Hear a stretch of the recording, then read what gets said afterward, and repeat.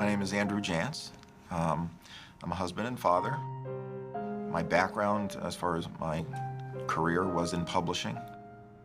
That career sort of imploded when I got sick. My name is Kira Van Gelder. I am 36 years old.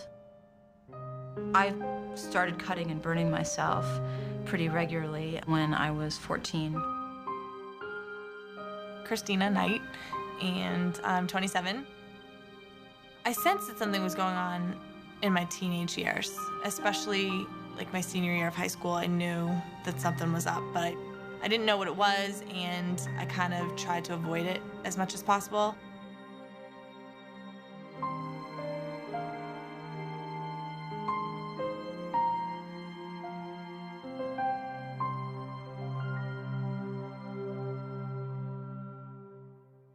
Borderline personality disorder is really a serious illness that we do currently now understand as a medical disorder that probably affects about 1% of the population. The criteria for this disorder can be grouped into three subsets: those that have to do with emotional instability, those that have to do with behavioral instability, and those that have to do with interpersonal instability. People with borderline personality experience emotions more intensely. Someone can say something to me and I can have a severe reaction, and then 2 minutes later I can have another completely different severe reaction. And so it's just constantly, in the course of a day, it's incredibly exhausting. You also find a real pattern of a lot of interpersonal problems. They tend to be, on the one hand, very dependent and clinging, and on the other, rapidly enraged and rejecting. The hardest part for me was when she was acting out in a behavioral way that was really angry. You can't have interpersonal relationships if you're not emotionally stable. It's extremely difficult to deal with someone who hates you one day, likes you the next day, and could love you the third day.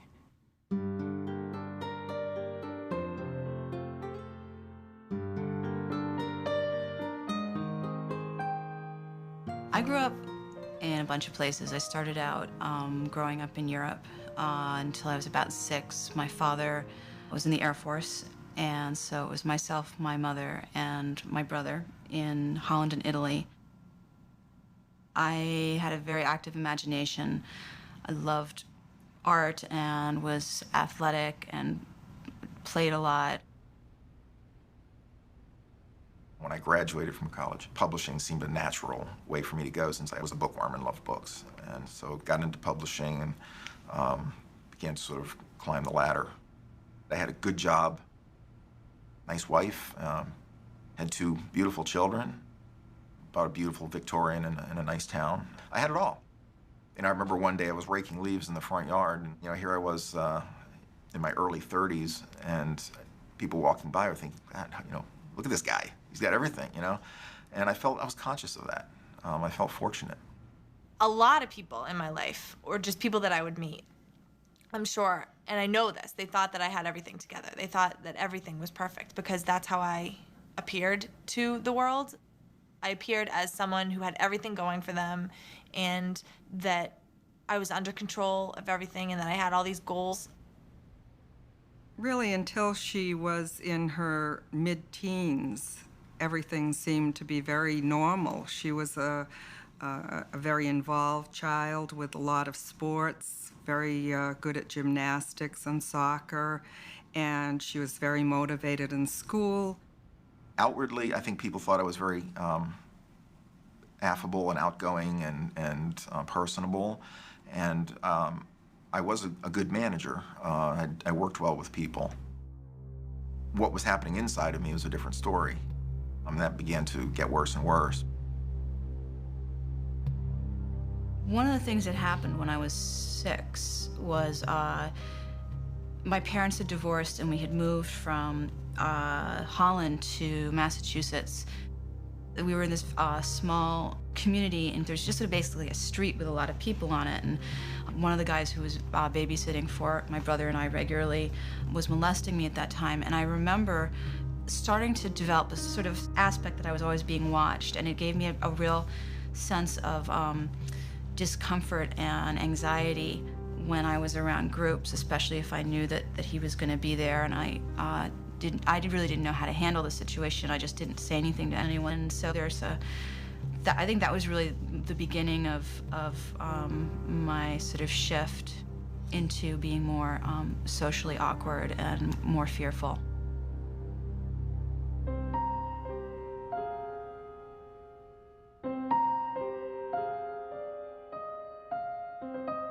There was a sense of not really knowing who you are. I mean, I think there had always been sort of a chameleon-like character in me. I was always sort of being who other people wanted me to be or who they expected me to be. And I felt that in the morning, it was almost like I had to sort of zip on my suit and tie, you know, put on this persona of you know, confident manager and go into work. And I'd sort of just get through the day. And then afterwards, walking to my car in the garage, it was just like a total deflation. I felt totally depleted. Like I had given everything I had just to get through the day. And by the time I got home, I had nothing left for my wife and kids. I feel like I don't really have a group that I can identify with. I don't really feel like I fit in with my family. I don't feel like I fit in as a college student. I don't feel like I fit in whenever I work someplace. And that's probably because I don't have an idea of who I am. My way of coping was to start journals of how I should have a personality, writing down, like, this is the type of person I should be so that people will like me and I can therefore be a part of something. You know, and I would study people, and my writing was about observing other people and how those observations could be in one way or another applied to how I should be, because I didn't know how to be. You could actually define borderline personality disorder as the I don't fit in disorder. They are, in my opinion, the ultimate outsiders. They oftentimes try to conform to what they think other people want from them. When we got married, he pushed himself down a path. Now he was going to be a husband, a father, a homeowner. He was going to get on a track. Maybe that was what he was supposed to do, and that would make him happy. We went down that track, and it didn't make him happy. And I think that engendered a lot of anger inside of me that began to sort of fester. And it began to feel like it was eating me up from the inside, like I was rusting through inside.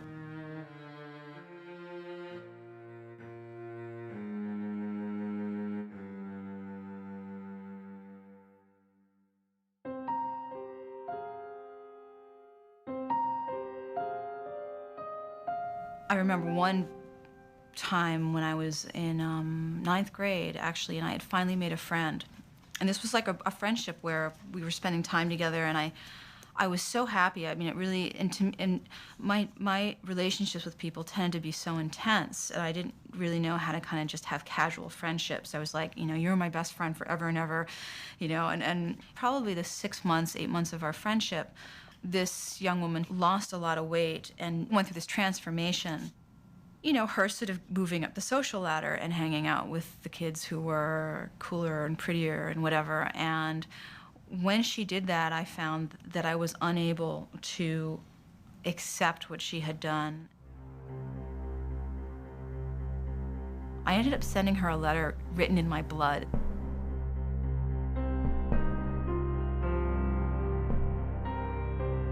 Writing a letter in your own blood is a beautiful example of communication of a desperate need, which would be very difficult for the other person to ignore. This is a group of people who often need other people to regulate them. The relationships that they form are often breathe life into them. And therefore, if the people who are regulating them in some way are getting ready to leave them, it can feel like a life and death proposition. Absences or separations from those relationships, once they're established, are catastrophic in their significance. Like I don't exist myself.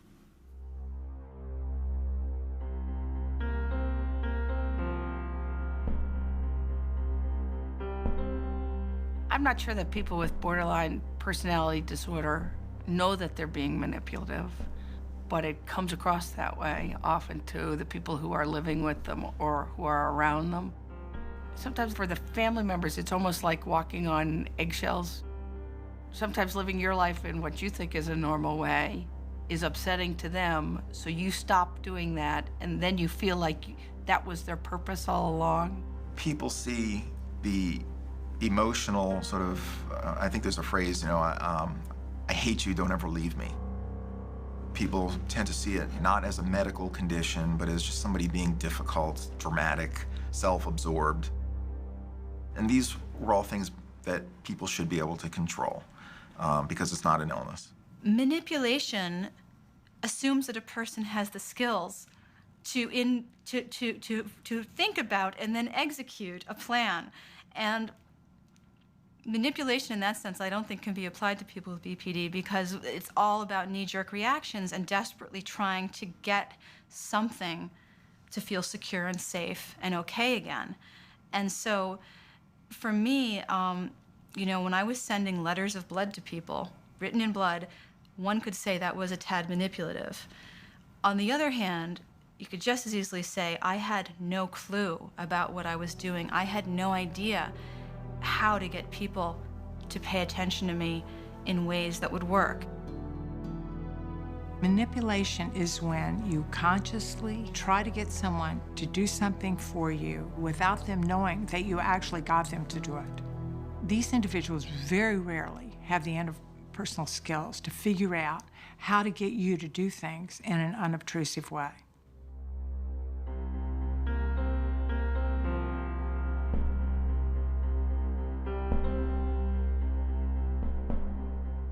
I began to lose a sense of connection with my wife and kids. It was becoming less and less engaged with them, withdrawing from them, very irritable, anger percolating, surfacing at inappropriate times. I remember him having a conversation with my sister on the phone that for some reason something she said just put him over the edge. He slammed down the phone and broke the glass coffee table because he slammed down the phone that hard, and I was like, oh my God. Another time I remember practically, I was trying to get dressed for work, and something minor was getting me angry, and something like trying to take my suit off a hanger, and it got caught. And I just began to sort of start ripping, you know, and slamming the closet door, things like that. Physical aggression that was coming out, not against anybody, but just things. This is a group of people who emotionally respond much more sensitively to things. In other words, they respond to some small thing when for you it might take something big. So that's just an emotional vulnerability factor. The second thing you have to know about them is not only do they respond to a very small event, they respond very rapidly. You know, they say that borderlines can feel like burn victims, that their skin is just raw, like someone who's been burned, and that if something is said to them or done to them, that they feel it with the intensity that you would if you poked somebody in the arm that didn't have skin on their arm. It's really easy for me to get out of control. And it takes a while for me to be able to calm myself down. There was a specific instance, I went up to this street vendor and he had these markers. And he had the markers spread out all over the table. And there was paper there. I should be able to use the markers and draw on the paper to see what the markers did. But he didn't want me to touch the markers. I lost my mind. Like, to the point where my boyfriend at the time was like, we need to leave. Like, he had to drag me away from there because I was so upset and could not understand why he would have the markers and the paper out on the table if he didn't want people to touch them. And he just didn't want me to touch them. I think that it was embarrassing to the person that she was with, and she doesn't seem to understand at the time that it's over the top and an incident that didn't need to escalate to that degree. I got so heated about it so quickly that I felt like I didn't have any control over it. And I obsessed about that for days afterwards. And I told the story to like so many different people just to justify that I was right in the fact that I should have been able to use the markers. Individuals who meet criteria for borderline personality disorder ordinarily, no matter how hard they try, despite all their very best intentions, simply cannot regulate themselves.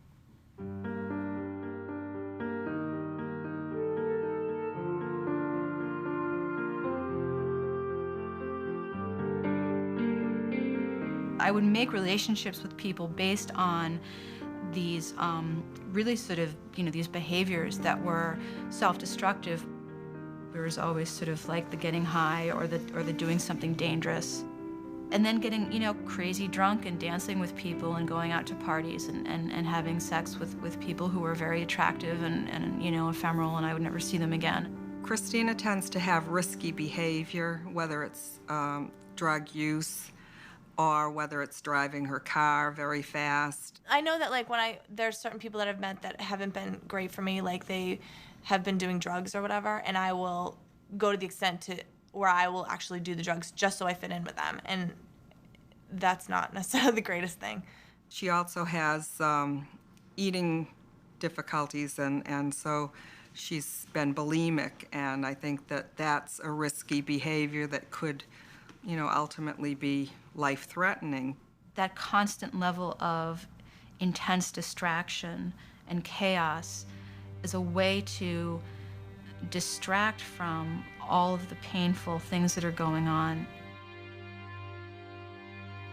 A lot of the dysfunctional, problematic behavior that an individual who meets criteria for borderline engages in, if you look at the behavior, you will see that that behavior, in fact, is highly effective at regulating their emotions. The only big problem with that behavior is it regulates it short term instead of long term. That is the problem.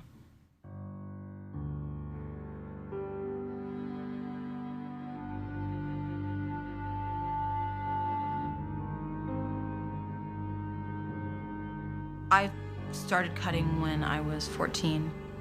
I had become infatuated with another student and was rejected. And the rejection, this was like a romantic infatuation, was very public. I was very upset, and I went into the bathroom in between classes, and I had a tack, and I just started dragging the tack along my arm. I remember once feeling very hurt by a conversation I had with my father. And there was a lot of anger and emotion, and I slammed down the phone, and I went and got a razor blade, and I started cutting my wrist. Anytime that I've cut, it's been because my emotions were so intense that I needed a different outlet for them, and to inflict physical pain on myself was a relief because then I could focus on the physical pain and I didn't have to focus on the emotional pain that I was feeling. To me, it was like a cigarette break in a sense, and a way of being able to manage the feelings that I hadn't found a way to do yet. There's no doubt about it at all. Cutting and physically damaging the self regulates emotions in this group of people. No one is clear on exactly why it happens, and there's a lot of research on it. The self-destructive behaviors of borderline patients can definitely serve to help them alleviate feeling states that they can't stand, oftentimes feeling states that they can't even articulate. There's a kind of gratification to it as you're cutting, and you're seeing the blood come out. There's a satisfaction, and after you do it, I'd make 4, 5, 6 cuts on my wrist and see the blood coming out. There was a sense of relief afterwards. I'd be sort of shaking with excitement, but feeling calm, and the emotional storm I was feeling had sort of subsided. He would come down to me and go, "Look," and he'd have blood down his arm, but he'd have this look like he almost felt better now. On the perfectly pragmatic side, the reason it's a bad idea is it means that you never solve the problem that generated an emotion in the first place. So it becomes like taking drugs. It's a way to avoid, distract, or get out of something, but it isn't a way that makes you look at it and figure out how to solve it. Long term, you cannot be a parent, you can't be a successful person, you can't be at work and say, okay, oh yeah, right, I don't solve problems, I cut. Okay, I'll cut. You'll have to leave meetings. You have to leave your children somewhere. I mean, how in the world are you going to live your life if this is how you solve your problems?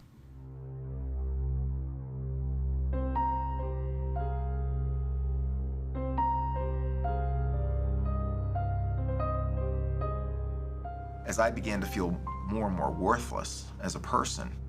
I began to feel that people would be better off without me because I was just falling apart. I was sort of a burning wreck of a person. So the only way out, as I saw it, was suicide. The thing that started happening is I wasn't able to live with what was inside of me and what I was dealing with around me. I felt very powerless. So I started going into my parents' liquor cabinet and drinking from all the bottles. I began to think about it more and more, and it became almost like a little seed that started growing, and suicide became more and more of an infatuation. And all of a sudden I found myself listening to 9 Inch Nails, Smashing Pumpkins, Pink Floyd, a lot of real kind of dark, you know, the Downward Spiral by 9 Inch Nails was basically an album about somebody's self-destruction. And I used to listen to that, and it was, you know, it really spoke to me. I was pretty much walking around every day with a bottle of whiskey in my backpack and razor blades and just drinking as much as I could and then going into the woods and cutting myself and hoping I could actually make the cut that would do it. I began to think about doing it more realistically, and I basically flirted with everything. I would walk up on bridges, highway overpasses, and just look down and think about jumping. I put a loaded shotgun on my mouth. I would stand up on a stool with a noose around my neck.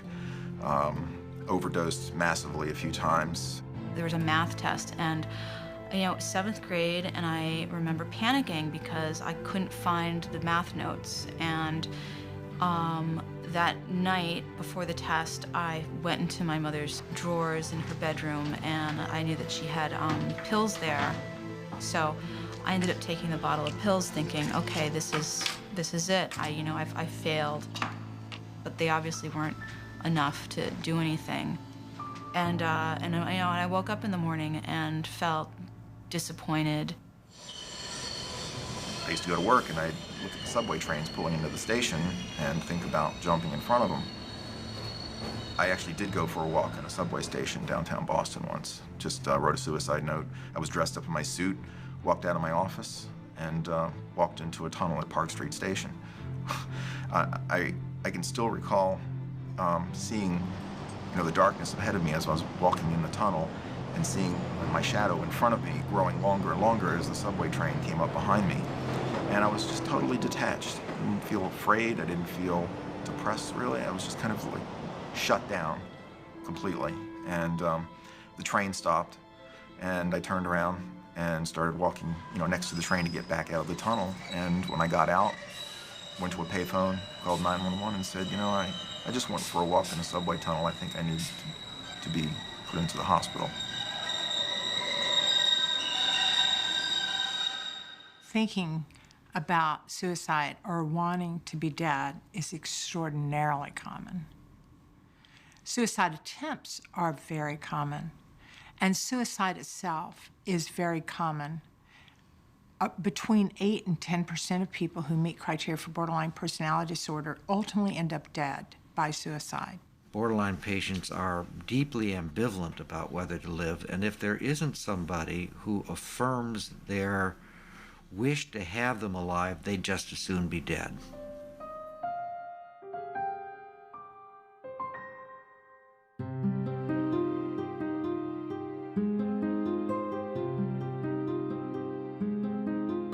I had to drop out my 2nd semester.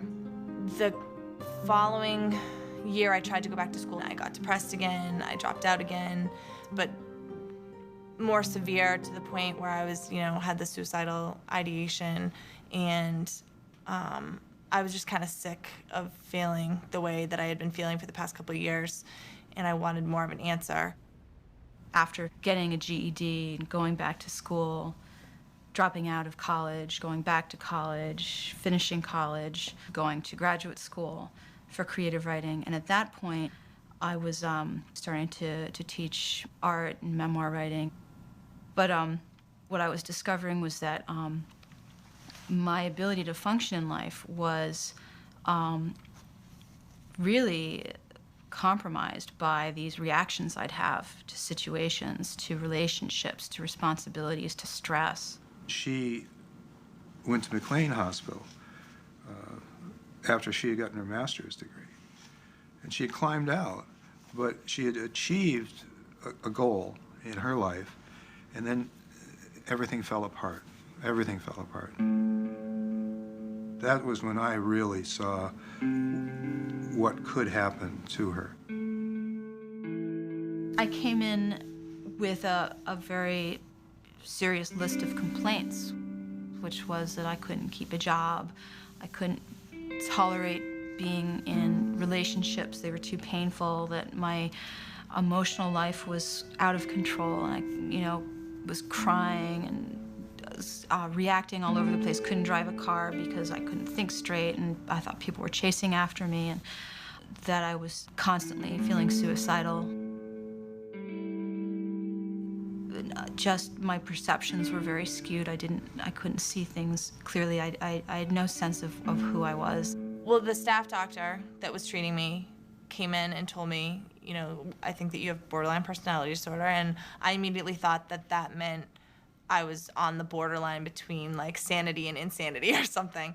And he said, no, that's not what it is, and he kind of explained to me the criteria. Do you find that you fear abandonment, and will desperately try to avoid it at all costs? And I was like, yeah. And he said, well, do you find that you're really emotionally labile, and you up and down and change, and you're sensitive to the things around you and rejection? And I said, oh my God, yeah. And just sort of checked over there's 9 criteria, and stormy relationships, and when people, do you idealize people, and then when they disappoint you, do you devalue them? And by the time he got to the 9th one, he's like, do you experience paranoia when you're under extreme stress? And yeah. And everything he said to me was like, oh, I have that, I have that, I have that. So that to me was like, oh, there is something out there that explains this. People with the disorder more commonly than not find it a great relief to be diagnosed. It's like looking in the mirror is a common phrase. It's like, oh my God, I'm something. And the something is understandable. Somebody could actually understand me. And if they understand me, maybe I could understand me. Maybe other people are like me, which means that I'm not so alone. I am not different from everybody in the world. I'm not an outsider every single place I am. And also, there's an enormous relief that there might be a treatment. Borderline personality disorder is an eminently treatable disorder, and patients can be helped. And with good therapeutic resources, patients have a good chance to get better. There are many therapies which are appropriate and helpful for borderline patients. There are the individual psychotherapies, there are psychosocial therapies, which include family interventions and group therapies, and there are medications. Psychopharmacological treatment is an auxiliary treatment that is helpful in many cases.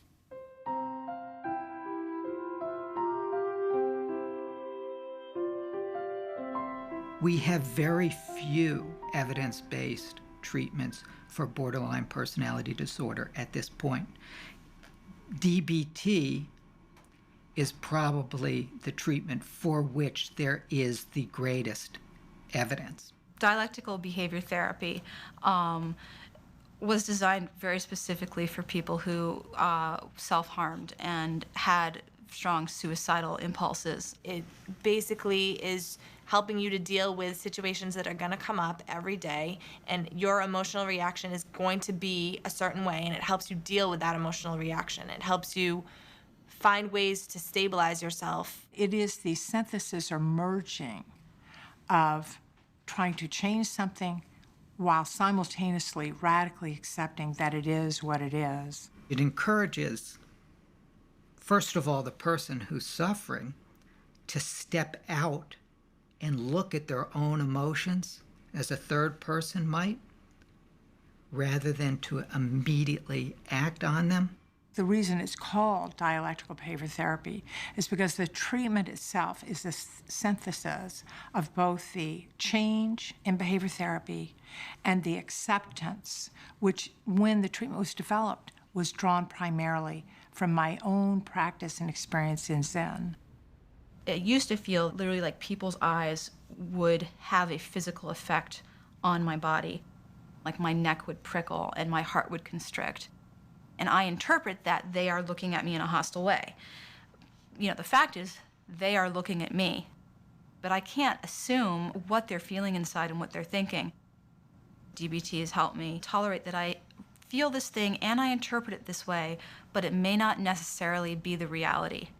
I liked dialectical behavioral therapy because there were things that I could work on a daily basis that would help me get through the day, and there were certain exercises that I could do, and there was concrete things that I could do. The last time I desperately wanted to cut myself, I did a type of technique that I learned through DBT, which is I went and I held ice cubes in my hand. And putting ice cubes in your hand when you really want to experience physical pain is a way of focusing on something without necessarily hurting yourself. Instead of saying, oh, I just shouldn't feel this way, or oh, I need to change the way I feel, you learn how to work with what you're experiencing in an more effective way. It is so effective that we've had some clients, when they knew they were going to have to discuss something extremely intense like sexual abuse or rape or something like that, actually go to the store and buy those little cubes that you can put in your freezer, the ones that are wrapped up, and you can put them in your freezer. And when they have to have a session like that, they take them with them to the therapist's office, hold them in their hands during the session.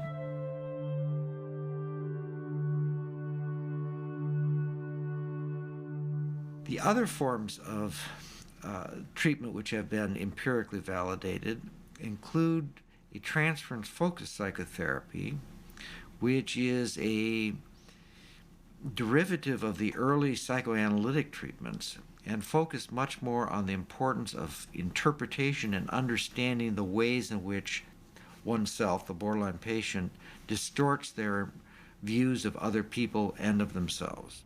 It tries to bring about an integration of the patient's concept of self and of the patient's concept of significant others.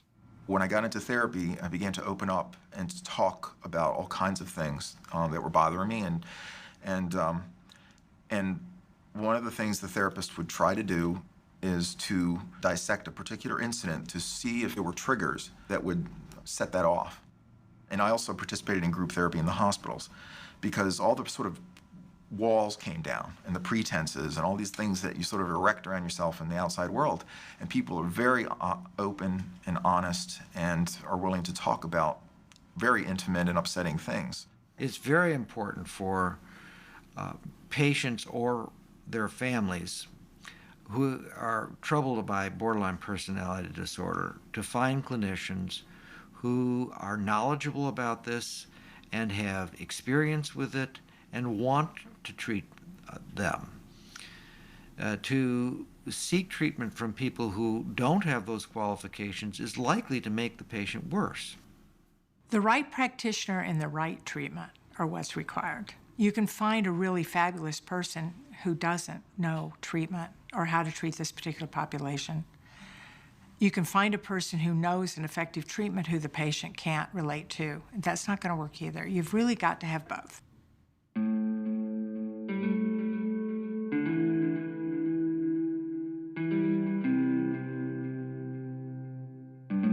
When I was first diagnosed, I thought that it was basically all my fault and that it was an environmental thing and that I should be able to, fix it myself.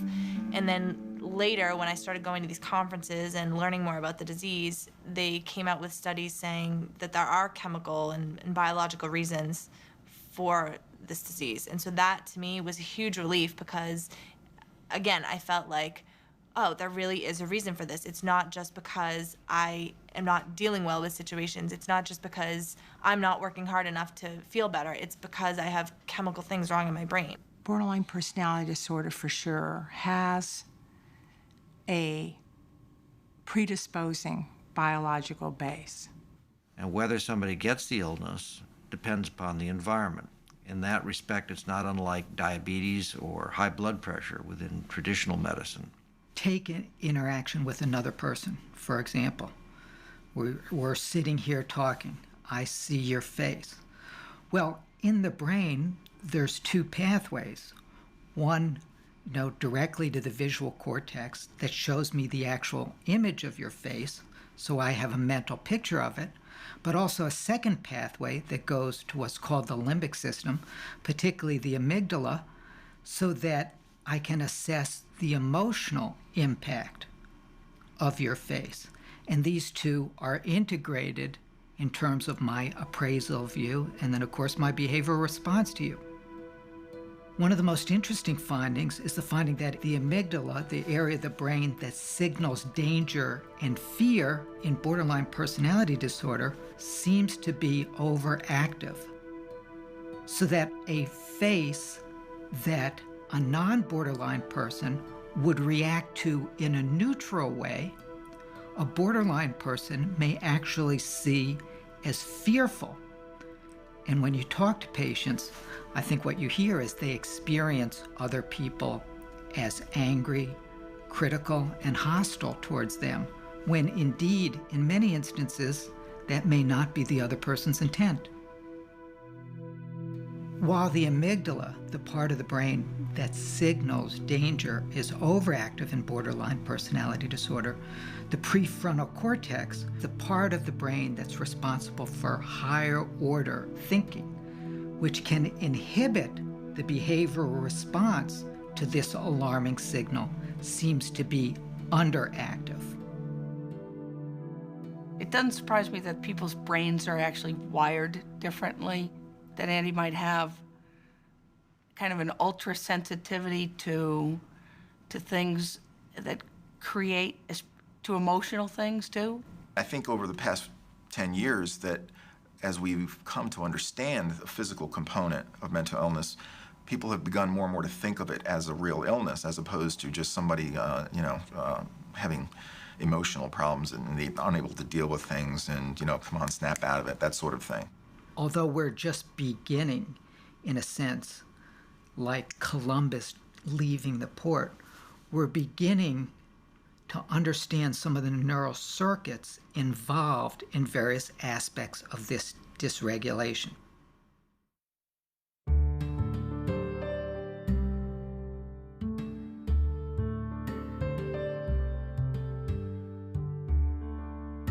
It would be fair to say that BPD can be hell for families.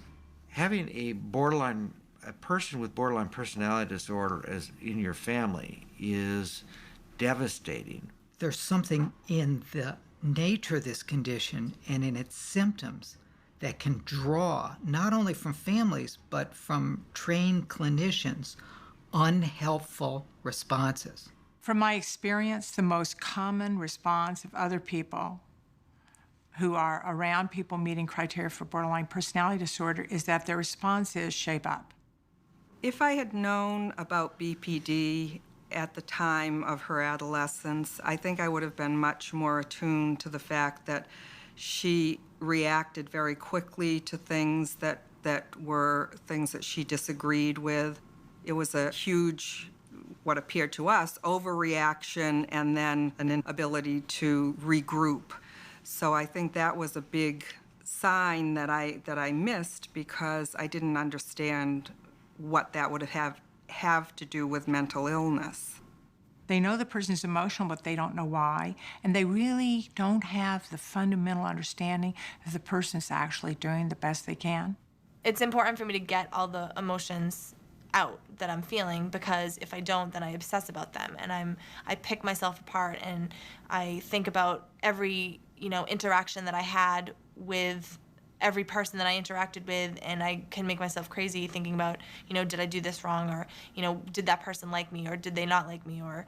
The real tragedy for the individual is they say, I can't regulate it, and the other person says, yes, you can. So, of course, then they start feeling worse about themselves, thinking that they can, but they just don't want to. What really helped me was when I realized that it wasn't about me, that I wasn't necessarily what she was angry at and the target of it, but that I was just there to be somebody that she could vent all of this feeling that was about something else. So I don't know if you remember the comedian Gallagher, And Gallagher used to smash watermelons and things, and the people in the front row would have to put on raincoats or something to cover them up because they'd get splattered with all the watermelon juices. And so I kind of likened myself to being in the front row with Gallagher when he was about to smash the watermelons. She just understands that I need to get it out and that there's nothing wrong with that, and she doesn't have to help me qualify anything. It's just, that's how I feel. I need to get it out, and once I get it out, I feel a lot better. We have guidelines for families which suggest that when their borderline offspring or family member has one of these excessively angry reactions, that they listen carefully, look for whatever is true about it, and by validating that part of it which makes sense, it'll calm the person down. To address the part of it which is excessive and inappropriate can and should only be done in a context when the borderline person is themselves calm. You know, when you have a child with this disorder, it's not something you talk about at weddings, that you go out socializing. You often don't talk about these kinds of things. So when family members go to a support group, it's an incredible process that happens for them because they feel that someone else understands them and understands what they've gone through. You know, BPD is so much a disorder of relations, and the recovery really involves being able to get back into communities and have relationships and tolerate the distress and, you know, build up a life for yourself again.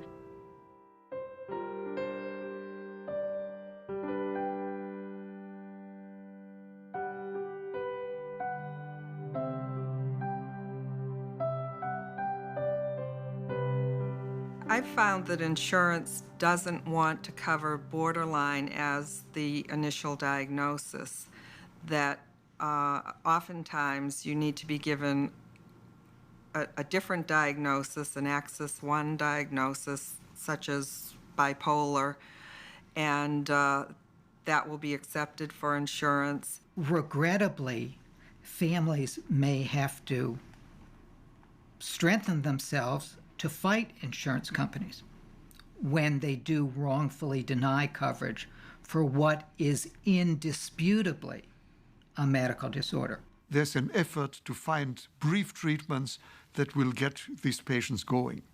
That's an illusion. These patients need long-term treatment. I think it's important for families to recognize that the first no from the insurance company shouldn't be the last word on the subject. The key thing to recognize about borderline personality disorder is you can't decide not to treat it. The insurance companies have to come to grips with this particular reality. The saying we won't pay for the treatment doesn't mean they don't pay for the treatment. They do pay for the treatment. Somebody pays for it. Because when you don't give them treatment, they show up in the emergency room and no one can kick them out of there. When they get to the emergency room, they often get on an inpatient unit. That's extraordinarily expensive care.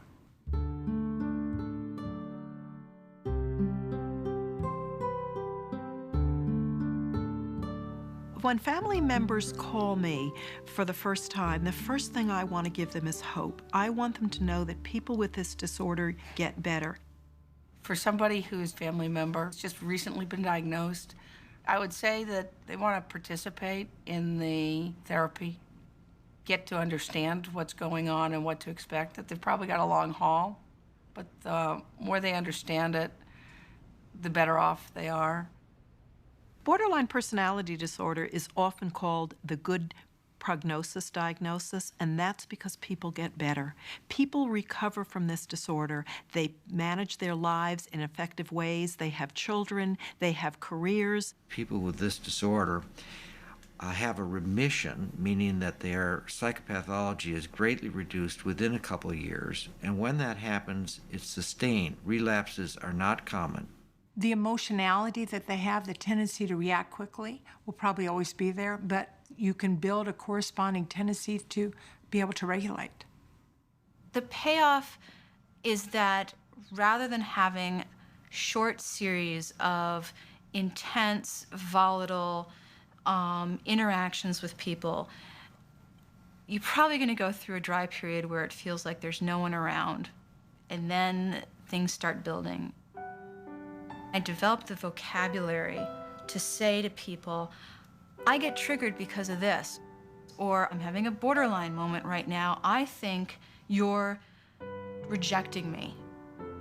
When you get the diagnosis and a set of language to bring awareness to the interpersonal dynamics, things that used to destroy relationships become opportunities to build a new level of communication. I think the thing that was really helpful to me was to just know that I love my daughter more than I need to be right all the time. That the relationship is the most important thing to me. That if I can hang in there and learn to understand the perspective of the other person, that it's worth it to hang in there, that we really have a great relationship in spite of a lot of ups and downs. It's also learning that life with a borderline can be a roller coaster ride, and I don't always have to hop on the ride.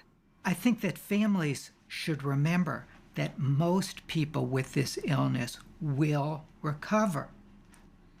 In some instances, it will take time, and that this really is not a sprint, but a long-distance race.